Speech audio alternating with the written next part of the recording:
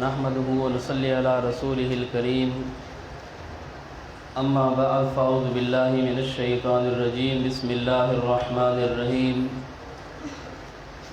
کتاب انزلناه الیک لتخرج الناس من الظلمات الى النور بإذن ربهم الى صراط العزیز الحمید صدق اللہ العظیم۔ محترم علماء کرام اور عزیز طلبہ ساتھیوں، آپ انتہائی مبارکباد کے مستحق بھی ہیں اور انتہائی خوش نصیب آدمی ہیں کہ اللہ رب العزت نے اپنے قرآن کے لیے آپ کو چنا اور پھر قرآن مجید بھی آپ کو اس شخصیت کے پاس پڑھنا نصیب ہوا جو حقیقی معنوں میں لفظ علامہ کا مصداق ہیں اور حقیقی معنوں میں محقق الاثر کے عنوان سے معنون کی جانے والی شخصیت ہے۔ یہ قرآن مجید جس کو اللہ رب العزت نے ایک نام نور اور روشنی کا دیا، جس طرح دنیا کے اندر اندھیرے ہوں تو اندھیروں کے اندر آدمی کو کسی چیز کی پہچان نہیں ہوتی، جب اندھیرا ہو تو کسی کو نہیں پتہ چلتا کہ ماں کہاں پر ہے، بہن کہاں پر ہے، بیوی اور بیٹی کہاں پر ہے، اس کا کیا مقام ہے۔ اسی طرح قرآن مجید کی اگر روشنی اور نور نہ ہو، پھر 8 اور 10 سال مدرسوں میں لگانے کے باوجود آدمی کو نہ ولی کے مقام کا پتہ چلتا ہے، نہ نبی کے مقام کا پتہ چلتا ہے، نہ کسی اور چیز کا۔ کہیں پر وہ شرک کو عشق سمجھتا ہے اور بدعت کو سنت سمجھ کر کام کرتا ہے۔ اس لیے ان تمام اندھیروں کو ختم کرنے کے لیے اللہ رب العزت نے قرآن مجید کو نازل کیا، اور قرآن مجید زبردست کتاب ہے، اور جو آدمی قرآن مجید کی تعلیم صحیح طرح سے حاصل کر لے، جس طرح جس شخصیت کے پاس آپ قرآن مجید کی تعلیم حاصل کرنے کے لیے آئے ہیں، اگر آپ یہاں پر کم از کم 3 دورے پڑھ لو تو میں دعوے سے کہہ سکتا ہوں کہ کوئی بڑے سے بڑا مولوی اور متناظر بھی آپ کے سامنے نہیں بیٹھ سکتا۔ تو قرآن مجید یہ نور روشن کتاب ہے، اور قرآن مجید اس روشنی جس آدمی کے پاس ہوگی وہ آدمی دنیا میں بھی کامیاب ہے کہ کوئی بھی اس کا بال بھی نہیں اکھاڑ سکتا۔ مخالفتیں کرنے والے مخالفتیں کرتے ہیں، شور مچانے والے شور بھی مچاتے ہیں، لیکن اگر قرآن مجید کا علم جس آدمی کے پاس ہو تو اس کے پاؤں بہت مضبوط ہوتے ہیں۔ اس لیے آپ دیکھیں کہ حضرت شیخ علامہ خضر حیات صاحب کے خلاف پوری کی پوری امت اکٹھی ہے اس وقت میں، اپنے بھی پرائے بھی سب کے سب، لیکن کوئی بھی ان کے سامنے آنے کی جرت اس لیے نہیں کر سکتا کہ اللہ رب العزت نے ان کو قرآن والا نور اور روشنی دی ہے، اور اس روشنی کے مقابلے میں کوئی روایت، کوئی حکایت، کوئی خواب، قصہ، کہانی نہیں چل سکتی۔ تو اس لیے اس آیت میں بہت سے مسئلے ہیں۔ ایک مسئلہ کتاب انزلناہ الیک، عظمت قرآن بھی ہے، کتاب التنوین للتعظیم، پھر انزلناہ الیک اشارہ امام الانبیاء صلی اللہ علیہ وسلم کی شان اور مقام کی طرف بھی ہے کہ جس طرح یہ کتاب تمام کتابوں کی مصدق اور مہیمن کتاب ہے، تمام کتابوں کی سردار کتاب ہے، اور تمام کتابوں پر حاکم اور قانون کی حیثیت رکھنے والی کتاب۔ اس قرآن کے ہوتے ہوئے کسی ایکٹ اور کسی قانون کی ضرورت نہیں۔ مخلوق کے بنائے ہوئے قانون مخلوق پر فٹ کرنا یہ جہالت اور شرک ہے۔ مخلوق پر قانون خالق اور اللہ رب العزت کا فٹ ہوگا۔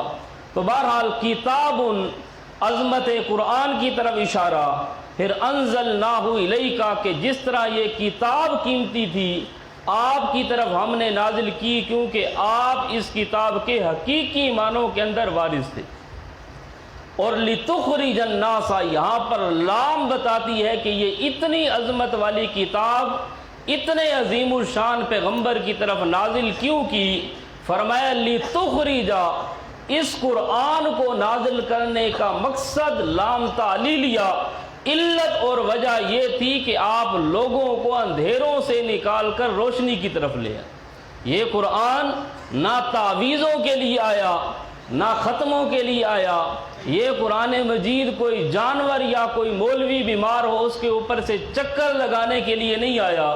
کوئی چیز گم ہو جائے اور بے ایمان مولوی قرآن کھول کر کہتا ہے میں حساب کر کے بتاؤں گا کہ آپ کی فلاں گدی اور اتان شریفہ جو گم ہوئی وہ کہاں پر کھڑی ہے، تو یہ قرآن اس لیے نہیں آیا۔ لِتُخْرِجَ، قرآن کے نزول کا مقصد وہ صرف یہ تھا لِتُخْرِجَ النَّاسَ کہ آپ نکالیں پھر الناس، یہ الف لام اشارہ ختم نبوت کی طرف بھی ہے۔ لِتُخْرِجَ النَّاسَ، قیامت تک آنے والے لوگوں کو اگر اندھیروں سے نکالنا ہے تو وہ نہ المحنت سے نکلتے ہیں، نہ فیضان سنت سے، نہ فضائل اعمال سے، نہ تسکین الصدور اور سماع الموتیٰ سے، نہ فتاوی رضویہ سے، نہ اصول کافی اور رجال کشی سے۔ ان اندھیروں سے نکلنے کی اگر کوئی راہ ہے تو وہ صرف قرآن مجید۔ اور یہاں پر اگر آپ غور کریں لِتُخْرِجَ النَّاسَ مِنَ الظُّلُمَاتِ إِلَى النُّورِ، الظلمات جمع کا صیغہ ہے اور النور مفرد کا صیغہ ہے۔ حالانکہ اندھیرے زیادہ ہو تو روشنیاں بھی زیادہ ہونی چاہیے، لیکن یہاں پر اندھیرے بہت زیادہ، کہیں پر کفر کے، کہیں پر شرک کے، کہیں پر رسومات اور بدعات کے اندھیرے، کہیں پر المحنت والا اندھیرا ہوگا، کہیں پر مردوں کے سننے والا سماع الموتیٰ کی صورت میں اندھیرا ہوگا، کہیں پر حیات الاموات کے نام کا اندھیرا، کہیں پر صحابہ پر بھونکنے والے وہ رافضی اور ان کے ہم نوا مودودی والا اندھیرا ہوگا، کہیں پر اللہ رب العزت کی صفات مخلوق میں تقسیم کرنے والا اندھیرا ہوگا، کہیں پر معتزلیوں والے اندھیرے، خارجیوں والے اندھیرے ہوں گے۔ تو ان سب اندھیروں کا علاج الی النور، ایک روشنی وہ قرآن مجید۔ اس لیے یہ ایک روشنی جس آدمی کے ہاتھ میں آ گئی وہ سب مد مقابل فریقوں سے لڑ سکتا ہے۔ اور اس لیے اشاعت التوحید و سنہ سے بات کرنا مشکل بھی اسی لیے ہے، ناممکن بھی اسی لیے ہے کہ ہمارے پاس النور قرآن والی روشنی موجود ہے، اور یہ قرآن والی روشنی اگر کسی کے پاس ہو تو پھر اس سے سارے اندھیرے ختم ہوتے ہیں۔ تو اس لیے جتنے بھی اندھیرے ہیں، ان اندھیر دنیا ساری اندھیر نگری ہے، ان اندھیروں کے اندر جس نے قرآن والی روشنی لے کر اللہ کو پہچان لیا وہ بندہ حقیقت میں کامیاب، اور جس نے اس اندھیر نگری میں اللہ کو نہیں پہچانا وہ آدمی بالکل ناکام اور نامراد ہے۔ حضرت مولانا رومی رحمت اللہ تعالی علیہ، مولانا رومی نے بہت سی حکایتیں لکھی، اگرچہ وہ تھی گپ شپ پر مبنی، بظاہر ان کے اندر کذب نظر آتا تھا، لیکن وہ اصل کے اندر لوگوں کو سمجھانے کے لیے۔ ایک حکایت مولانا رومی نے لکھی کہ چوروں کا ایک گینگ اور ایک جماعت تھی جن کا کام تھا سارا دن چوریاں کرنا۔ تو ایک دن وہ چوری کے لیے پروگرام بنا رہے تھے، تو وہ ملک کا جو بادشاہ تھا وہ بھی آ کر ساتھ ان کے بیٹھ گیا۔ اس نے کہا جی مجھے بھی اپنے ساتھ شامل کرو۔ انہوں نے کہا کہ آپ ہماری اس جماعت کا فرد نہیں بن سکتے، ہم اگرچہ چور بھی ہیں لیکن ہمارے اندر کمالات ہیں۔ بادشاہ نے کہا بھئی کیا کمالات ہیں؟ انہوں نے پہچانا نہیں کہ یہ بادشاہ ہے۔ تو ایک نے کہا کہ اس کے اندر کمال یہ ہے کہ جہاں پر خزانہ دفن ہو تو یہ بو سے سونگھ کر بتا دیتا ہے کہ اس الماری میں اس جگہ پر خزانہ رکھا ہوا ہے۔ دوسرے نے کہا اس کے اندر اتنا ٹیلنٹ اور کمال ہے کہ خزانہ جتنی بھی سخت اور مشکل جگہ پر ہو یہ ہاتھ کے ساتھ اس جگہ کو کھرید کر کھود کر وہاں سے خزانہ نکال لیتا ہے۔ تیسرا بھئی اس کے اندر کمال یہ بڑی سے بڑی دیواریں ہوں یہ پھلانگ کر وہاں سے بھاگنے میں کامیاب ہو جاتا ہے۔ اس لیے ایک نے بو سونگ کر خزانے کی ہمیں بتلایا کہ فلاں جگہ پر، دوسرے نے وہاں سے نکالا، تیسرا وہاں سے لے کر بھاگا، یہ ہمارے اندر کمال ہے، بتاؤ تیرے اندر کیا کمال ہے؟ تو وہ بادشاہ تھا، اس نے داڑھی رکھی ہوئی تھی، اس نے کہا میرے اندر کمال یہ ہے کہ بڑی بڑی ہتکڑیاں ہوں، جب میں داڑھی کا اشارہ کرتا ہوں تو ہتکڑیاں ٹوٹ جاتی ہیں۔ پھر انہوں نے کہا بھئی اصل کمال تو اس کے اندر ہے، یہ مولانا رومی نے لکھا۔ پھر انہوں نے کہا کہ اتنا بڑا کمال والا بندہ ہتکڑیاں ٹوٹ جائیں گی، آج چوری کرتے ہیں تو بادشاہ کے گھر میں۔ ایک ان میں سے چوتھا بندہ وہ بھی تھا جس کے اندر کمال یہ تھا کہ وہ اندھیرے میں کسی کو دیکھ لیتا تو اس کو پہچان لیتا تھا۔ اب یہ رات کا وقت تھا، اندھیرے میں بیٹھے ہوئے یہ چاروں چور بھی، بو سونگنے والا بھی، زمین کریدنے والا بھی، بھاگنے والا بھی اور اندھیرے میں پہچاننے والا بھی، پانچواں ان کے ساتھ یہ بادشاہ اندھیرے میں بیٹھ کر مشورہ ہوا۔ تو بہرحال پھر انہوں نے بالآخر یہ طے کیا کہ آج ہمارے ساتھ چھڑانے والا بندہ موجود ہے، آج چوری کرتے ہیں تو بادشاہ کے گھر میں کرتے ہیں، تاکہ بڑا سا ڈاکہ ہو، چھوٹی موٹی چوری نہ ہو۔ پھر وہ گئے، بادشاہ بھی ساتھ ہے، گھر میں جا کر سارا خزانہ انہوں نے لوٹا، اور خزانہ لوٹ کر جب وہ فارغ ہوئے اور رات کو پوری کارروائی کی، اپنے اپنے حصے تقسیم کیے، 5 جگہ پر خمس ان کا تقسیم ہو گیا۔ اب اس کے بعد صبح کو آوازہ لگ گیا کہ بادشاہ کے گھر میں چوری ہو گئی۔ اب بادشاہ کو تو پتا تھا فلاں فلاں 4 آدمی تھے، اس نے سب کو بلوایا اور سامنے کھڑا کر دیا۔ اب وہ سارے پریشان ایک دوسرے کی طرف دیکھتے ہیں کہ 5واں بندہ نظر نہیں آتا جو رات تھا، جس نے کہا تھا داڑھی کا اشارہ کروں گا ہتکڑیاں ٹوٹ جائیں گی۔ وہ ایک آدمی جو اندھیرے میں پہچاننے والا تھا، اس نے اپنے ساتھیوں کو کہا کہ یار 5واں جو ہمارے ساتھ چور تھا وہ یہی بادشاہ تھا۔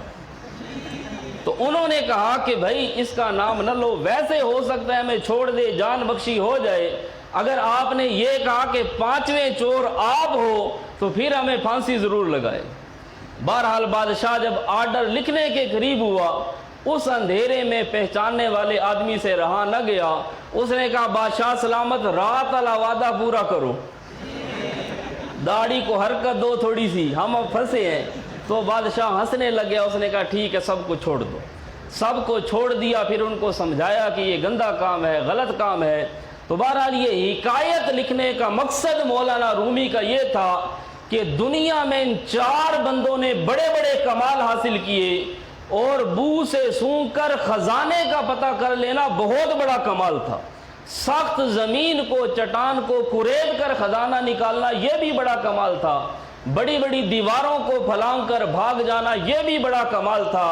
لیکن سب سے زیادہ کمال ان کے کام وہ آیا جس نے اندھیرے میں پہچانا۔ تو انہوں نے پھر نتیجہ یہ نکالا کہ اس دنیا کی اندھیر نگری میں جتنے بھی کمال حاصل کر لو، ان کا نتیجہ یہ نکلے گا کہ تمہیں ہتکڑی لگے گی، لیکن اگر اس دنیا کے اندھیرے میں آپ نے اللہ کو پہچان لیا تو پھر وہ بندہ یوں سمجھو ہتکڑیاں ٹوٹ گئی اور کامیاب ہو گئی۔ اصل جو ہے حکایت کا مقصد یہ تھا کہ اندھیرے میں اللہ کو پہچاننا سب سے بڑا کمال ہے۔ تو آج ظلمات کتنے اندھیرے ہیں، کفر کے، شرک کے، بدعات کے، رسومات کے، پھر ہر علاقے کے اندر کئی بدعات، کئی رسومات۔ اب ان اندھیروں کے اندر سے اللہ کو پہچاننا ہے۔ اس لیے مولویوں نے اب دین کو اتنی تلبیس کر دی، اتنا گڈ مڈ کر دیا کہ اب شریف آدمی وہ بیچارہ پہچاننے کے لیے بھی قاصر ہے کہ حق کیا ہے اور باطل کیا ہے۔ تو اللہ رب العزت نے اس آیت میں بتایا لِتُخْرِجَ النَّاسَ مِنَ الظُّلُمَاتِ إِلَى النُّورِ، کہ کوئی بھی اندھیرا ہو آپ اس کو فٹ کرو اللہ کی کتاب پر، قرآن مجید والی روشنی پر اس کو فٹ کرو۔ جو قرآن کے مطابق ہو وہ ٹھیک ہوگا، جو قرآن سے ٹکرا جائے وہ المہند کی شکل میں جھوٹ ہو، اس کو دیوار پر پھینک دو۔ المہند کوئی کتاب ہی نہیں سرے سے، یہ بہت بڑا جھوٹ ہے۔ اس کے بارے میں آپ نے پڑھا ہوگا یہ المہند کب لکھی گئی، آپ نے پڑھا ہوگا المہند یہ اسام الحرمین جو احمد رضا خان بریلوی، اس کی کتاب اگر آپ اٹھائیں وہاں پر دیکھیں 1324 ہجری کے اندر اس بندے نے حج کی تیاری کی، حج پر گیا اور وہاں پر اس نے علماء دیوبند پر کفر کے فتوے لگوائے. کب لگوائے؟ 1324 ہجری کے اندر. اب اس کی کتاب پھر چھپی ہے بھارت اور انڈیا کے اندر 1325 ہجری میں. 1325 ہجری میں اس نے کتاب لکھی. پھر یہ جو المہند شریف یا بدماش، یہ کتاب چھپی ہے 1352 ہجری کے اندر. کب چھپی ہے؟ 1352 ہجری میں اس کا پہلا نسخہ طبع اول. اب کتاب 1325 میں لکھی گئی اور علماء دیوبند نے جواب کتنے سال بعد دیا؟ 25 میں چھپی اور 52 میں 27 سال کے بعد جواب دیا. اور پھر احمد رضا خان بریلوی کے خلاف لکھی گئی. احمد رضا خان فوت ہوا 1340 ہجری میں، یعنی جس کے خلاف کتاب لکھی اس کی وفات کے 12 سال بعد میدان میں آئی ہے شعر. اور پھر لکھنے والا مصنف اور مؤلف حضرت خلیل احمد سہارنپوری جن کی طرف منسوب ہے، وہ 1346 ہجری میں فوت ہوئے. سمجھ آئے کہ نہیں آپ کو؟ یعنی کتاب 1325 میں لکھی گئی بریلویوں والی. پہلا سوال یہ ہے کہ 27 سال بعد جواب کیوں دیا؟ پھر جس کے خلاف کتاب لکھی اس کی وفات کے 12 سال بعد کیوں جواب دیا؟ اس کے زندہ ہونے میں دیتے. پھر جو لکھنے والا مصنف ہے وہ 46 میں فوت ہو گیا، کتاب 52 میں آئی. کہاں پر بیٹھ کر لکھی؟ ان سے کوئی پوچھنے والا ہو. اچھا، اس سے بھی مزے کی بات، اب المہند شریف کو آپ کھولیں، صفحہ 110 پر جو دستخط موجود ہے علماء حرمین کے، وہاں پر آپ کو مہر ملے گی 1302 ہجری کی، 1303 ہجری کی، 1305 ہجری کی اور 1322 اور 26 ہجری کی. بھئی 1302 میں تو احمد رضا خان نے سوچا بھی نہیں ہوگا کوئی کتاب لکھنی ہے. یہ 50 سال پہلے تصدیق کس چیز پر کی؟ سوچنے کی بات ہے نا. انہی کی چھپی. آپ کوئی بھی المہند اٹھائیں، المہند اٹھا کر ان کو کہیں یار یہ مہر 1302 میں کہاں سے آئی؟ جب کتاب اگلے نے لکھی 1325 میں تو 26 کی مہر ہوتی چلو کام بن جاتا. مہریں خیر سے 1302 کی، 1305 کی، 22 کی، سب جھوٹ کا پلندہ. پھر کتاب میں جو عقیدہ لکھا حیاتہ دنیویۃ لا برزخیہ، یہی عقیدہ تو احمد رضا خان بریلوی کا ہے. اب کسی کے خلاف بندہ تقریر کرے اور بات وہی کہہ دے جو اگلا مطالبہ کرتا ہو. مثلا ہم کہیں کہ یہ مسئلہ ظنی ہے، مولوی صاحب ہمارے خلاف تقریر کرے اور کہے کہ کھانے والا مسلمان ہے، یہ ہماری مخالفت کی ہے یا موافقت کی ہے؟ تو ان کو بیچاروں کو پتہ نہیں بھی مخالفت کسے کہتے. تو بھائی مخالفت میں کتاب لکھی گئی المہند شریف. تو اب ملفوظات میں جو احمد رضا خان نے لکھا حیات دنیویہ ہے، برزخی نہیں، تو کتاب اس کے خلاف تب بنتی جب یہ لکھتے حیات برزخی ہے، دنیاوی نہیں. جو بات انہوں نے لکھی وہی بات یہاں پر لکھی ہے.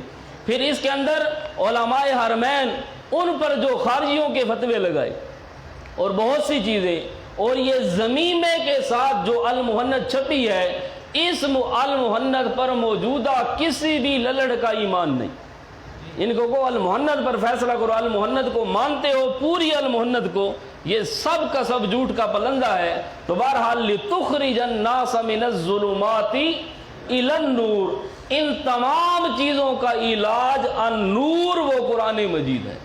اگر قرآن کی طرف آتے تو مسئلہ بالکل حل تھا، مسئلہ بالکل واضح تھا، لیکن مولویوں نے کتابوں کی طرف لگا دیا. کسی نے خواب کی طرف، قصوں کی طرف، روایتیں، پمفلٹ اور فلاں چیزیں، ان کی طرف امت کو لگایا اور قرآن سے امت کو ہٹانے کی کوشش کی. اللہ رب العزت رحم فرمائے، اللہ رب العزت شفقت فرمائے ہمارے علماء اشاعت پر، ہمارے اکابرین پر، کہ شعبان اور رمضان میں لوگ دورہ منطق پڑھتے تھے، دورہ فلسفہ پڑھتے تھے، دورہ صرف نحو ہوتے تھے. لیکن اللہ رب العزت راضی ہوں حضرت مولانا حسین علی الوانی پر. اللہ رب العزت بخشش فرمائے، درجات بلند فرمائے شیخین کے، شیخ القرآن مولانا غلام اللہ خان، شیخ القرآن مولانا محمد طاہر پنجبیری، حضرت پیر بخاری، جتنے بھی ہمارے اکابرین تھے. کہ انہوں نے ایک محنت کی، آج یہ سینکڑوں کی تعداد میں، ہزاروں کی تعداد میں النور قرآن کو سیکھنے والے لوگ موجود ہیں، یہ سارا ثواب ان کو بھی ملے گا۔ اس لیے یہ جو امانت آپ کو دی جا رہی ہے حضرت شیخ کی طرف سے، اب آپ نے اس امانت میں خیانت نہیں کرنی، اس امانت کو بہترین طریقے سے اپنی عوام تک، اپنے علاقے میں جا کر پہنچانا ہے۔ ایک ہوتی ہے بد اخلاقی، بد اخلاقی نہ ہو، اخلاق کے ساتھ بہترین انداز میں آپ نے جو یہاں پر سیکھا اور جو کھانا کھایا، یہ آپ کے ذمے ہے امت تک پہنچانا۔ ہمارے استاد جی ہمیں فرمایا کرتے تھے کہ جو سبق آپ نے پڑھا اور اس دن جو کھانا کھایا، آپ کا وہ کھانا تب حلال ہوگا جب وہ سبق آپ پبلک اور عوام تک پہنچائیں گے۔ اگر آپ نے عوام تک وہ سبق نہیں پڑھایا، نہیں پہنچایا، پھر وہ آپ کا کھانا حلال نہیں۔ یہ جو آپ نے واٹر میلن اور پتا شریف، یہ جو آپ نے کھائے ہیں افطاری میں، اور یہ جو سبق پڑھا ہے حوامی میں سبا کا، اگر آپ نے اپنے مقتدیوں تک، اپنے مریدوں تک، اپنے اہل محلہ اور علاقہ کی طرف یہ سبق نہیں پہنچایا تو یہ کھانا آپ کے لیے حلال نہیں ہوگا۔ اس لیے پہلے نمبر پر ہوتا ہے نا خود سیکھے، پھر دوسرا یہ ہے کہ آگے بھی لوگوں کو پہنچائے۔ تو یہ جو آپ قرآن مجید سیکھ رہے ہیں، یہ جو ایٹم بم آپ یہاں سے وصول کر رہے ہیں، اب آپ کے ذمے ہے کہ موقع پر جا کر ان کو گرانا بھی ہے۔ یوں نہ کہیں کہ فلاں کی اجازت ہوگی تو ہم نماز پڑھیں گے، فلاں کی اجازت نہیں تو پھر دین کا کام نہیں کرنا۔ دین کا کام کسی کی اجازت پر موقوف نہیں، اور اس لیے جہاں پر لا طاعت لمخلوق فی معصیت الخالق، جہاں پر خالق کی نافرمانی ہو، وہاں پر کسی بڑے کی اطاعت اور فرما برداری واجب ہی نہیں، جتنا بڑا بھی ہو، حتیٰ کہ اس کا سگا باپ بھی ہو۔ تو اس لیے دین کے پہنچانے میں کوئی آدمی بھی رکاوٹ بنے، آپ بڑے پیار اور محبت کے ساتھ وہاں سے سائیڈ مار کر نکل جائیں اور آگے جا کر اس مشرک کو پکڑیں، اس بدعتی کو پکڑیں اور وہاں پر اس کو یہ مسئلہ سمجھائیں جو یہاں آپ نے پڑھا ہے۔ تو اس لیے اس میں مسئلے تو اور بھی بہت تھے، لِتُخْرِجَ النَّاسَ مِنَ الظُّلُمَاتِ إِلَى النُّورِ، تو یہ قرآن روشنی ہے، جس کے ہاتھ میں یہ روشنی اور ٹارچ ہوگی اس کو ہر چیز نظر آئے گی۔ اگر قرآن والی روشنی نہ ہوئی تو پھر بندے کو کوئی چیز بھی نظر نہیں آتی۔ آج یہ جتنے بھی فرقے ہیں، آپ ان کو اگر دیکھیں قرآن کی روشنی میں، جنہوں نے دورہ تفسیر پڑھا، آپ حضرات آگے بھی کوشش کریں کہ یہاں پر مزید طلباء کو لائیں، اپنے اپنے علاقوں میں جا کر ہر آدمی کوشش کرے کہ اگلی مرتبہ اگر خود نہیں آ سکتا، اپنی جگہ پر 2 بندے کم از کم یہاں پر بھیجے، اگر خود نہیں آ سکتا 2 بندے یہاں پر بھیجے۔ اور یہ بھی حق کی علامت ہوتی ہے، جہاں پر لوگ روکنے لگ جائیں تو یوں سمجھو کہ یہاں پر کوئی چیز ہے۔ جس درخت پر پھل لگے ہوں نا، لوگ پتھر اسی کو مارتے ہیں، جس درخت پر پھل لگے ہوں گے پتھر اسی کو مارتے ہیں۔ سفیدے کے درخت پر یا ٹالی شریف پر آپ نے نہیں دیکھا کہ کسی بندے نے پتھراؤ کیا ہو، یہاں سے شاید سیب گرے، ان کو کوئی نہیں پوچھتا، بھائی ٹھیک ہے جی سب ٹھیک ہے۔ تو جہاں پر مخالفت ہو تو اس کا مطلب ہے یہاں پر کوئی نہ کوئی چیز موجود ہے۔ تو سب ساتھی اس دور تفسیر کو خصوصی طور پر کامیاب فرمائیں، اور یہاں سے جو پڑھ کر جاتے ہیں، ہمیں ملتے ہیں بہت سے لوگ، تو جتنے نظریے کے اندر پکے یہاں پر پڑھنے والے ہوتے ہیں، وہ کہیں پر بھی پڑھے ہوئے ہمیں نظر نہیں آتے۔ وہ بظاہر تو کہیں گے ہم پنجپیری ہیں، ہم اشاعتی ہیں، لیکن مشرک کے جنازے میں صف اول میں روتے ہوئے وہی بندے بھی نظر آئیں گے، مشرک کے پیچھے نماز بھی پڑھ لیں گے، مشرک کے ساتھ ان کا دینی تعلق بھی ہوگا، ان کے کل شریف میں بھی ہوں گے، 40ویں شریف میں بھی ہوں گے، ہر چیز میں ان کی حاضری ہوگی اول نمبر پر، کیونکہ ان بیچاروں کو توحید کی جو اصل حقیقت تھی یا مسئلہ کی غیرت تھی وہ نہیں پیدا کی گئی۔ تو یہاں پر حضرت شیخ کا کمال یہ ہے کہ یہ مسئلہ کی غیرت اجاگر کرتے ہیں طلباء کے اندر، علماء کے اندر، اس لیے ہمیں ان کے ساتھ بے حد محبت ہے۔ وجہ صرف یہی ہے کہ اللہ کی توحید کے ساتھ لا یخافون لومۃ لائم، اور بغیر کسی لالچ کے، بغیر کسی کے خوف اور ملامت کے یہ بندہ تنے تنہا کھڑا ہے لیکن کوئی یہ نہ سمجھے کہ تنے تنائے ہم انشاءاللہ سب حضرت شیخ کے ساتھ، اور جہاں پر ہم کھڑے ہو جائیں لوگ ہمیں سمجھتے ہیں نا کہ شریف ہم ہیں تو شریف، لیکن شریف کا مقصد یہ بھی نہیں ہے کہ ہم اتنے شریف ہیں کہ کسی کو جواب نہ دے سکیں۔ بعض لوگ ہیں نا گالیاں دیتے ہیں، بھئی دلیل سے اختلاف ہوتے رہتے ہیں، اختلاف آپ دلیل سے کریں، کسی کا رد کرنا ہے دلیل سے کریں، گالی تو کوئی دلیل نہیں ہوتی، شکلیں بگاڑنا کوئی دلیل نہیں ہوتی، اپنے اندر کی آگ نکال کر کمنٹ کرنا یہ کوئی حقانیت نہیں ہوتی۔ اس لیے آدمی بات کرے تو دلیل کے ساتھ کرے۔ اس لیے کوئی آدمی تھا نا، اس کو کتے نے کاٹ لیا تو وہ ڈاکٹر کے پاس گیا، تو ڈاکٹر نے پوچھا بھئی خیر ہے کیا ہوا، آپ کا خون نکل رہا ہے؟ اس نے کہا جی مجھے کتے نے کاٹا ہے۔ تو ڈاکٹر نے اس کو کہا کہ آپ کے منہ میں دانت نہیں تھے، آپ کے منہ میں دانت نہیں تھے، کتے نے آپ کو کاٹا۔ اس نے بہترین جواب دیا، اس نے کہا ڈاکٹر صاحب دانت تو میرے منہ میں بھی تھے لیکن میں کتا نہیں تھا۔ تو اس لیے ہم مختصر جواب یہی دیتے ہیں گالیاں دینے والوں کو کہ دانت تو ہمارے منہ میں بھی ہیں لیکن ہم کتے نہیں ہیں۔ ہم گالی کا جواب گالی سے نہیں دیتے، آپ گالیاں دو ہم قرآن کی آیت پڑھیں گے، آپ شکلیں بگاڑو ہم حدیث رسول پڑھیں گے، آپ جتنا مرضی تبرہ کرو جو کچھ مرضی کہتے رہو، ہم قرآن کی آیات انشاءاللہ یہ پیش کرتے رہیں گے۔ تو اس لیے آپ سب ساتھیوں سے، میں تو آیا تھا صرف آپ کی زیارت کے لیے، لیکن حضرت شیخ کا حکم تھا، اس لیے بھئی چند منٹ کے لیے میں نے کہا حاضری ہو جائے، آپ کی زیارت بھی ہو جائے۔ اللہ آپ سب ساتھیوں کی حفاظت فرمائے، جتنے علماء طلباء ہیں اللہ تعالیٰ آپ کو دین کا سچا خادم بنائے۔ اللہ رب العزت یہی حضرت شیخ والا جذبہ آپ کے اندر بھی پیدا فرمائے، آپ سے دین کا اللہ رب العزت کام لے، جہاں پر بھی رہے جہاں پر بھی پڑھے مسئلہ توحید کے ساتھ مخلص ہو کر رہے، پیارے نبی کی سنت کے ساتھ مخلص ہو کر رہے۔ یقین مانے دنیا میں کچھ نہ بھی ہوا، قیامت کے دن حقیقی عزت آپ کی ہوگی۔ دنیا میں اگر کوئی آدمی پتھر مارے تو یہ کوئی اس کی مغلوبیت کی علامت نہیں ہوتی، پتھر تو انبیاء پر بھی لگے۔ لوگ گالیاں دیتے ہیں، اس سے پریشان نہ ہونا، گالیاں تو تمام انبیاء کو دی گئی۔ جیل میں اگر کوئی ڈال دے تو مسئلہ تو نہیں چھپ سکتا، اسے جیل سے تو حضرت امام احمد ابن حنبل کا جنازہ بھی نکلا، حضرت امام ابو حنیفہ بھی گئے، اور بغیر قصور کے حضرت یوسف علیہ السلام بھی گئے۔ اس لیے یہ جیل، یہ ہتھکڑیاں، یہ گالیاں، یہ کوئی چیز بھی آپ کا راستہ روکنے والی نہ ہو۔ بہرحال جو کچھ عرض کیا اللہ رب العزت عمل کی توفیق عطا فرمائے۔